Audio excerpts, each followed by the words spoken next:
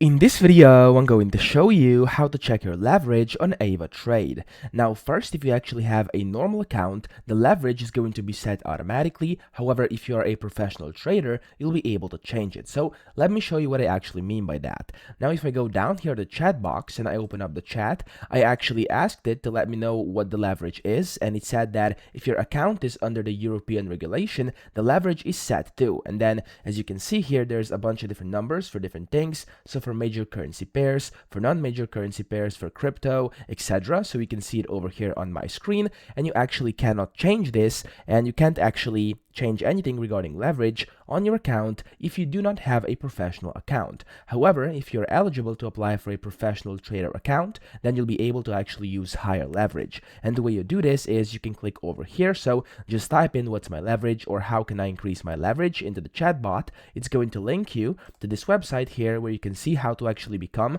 an Ava professional. And then if you actually could do this, you can of course become a professional trader, and you'll be able to essentially trade with higher leverage. So that's how you do it. I hope this video helped you out. If it did, please subscribe to the channel and help me out as well.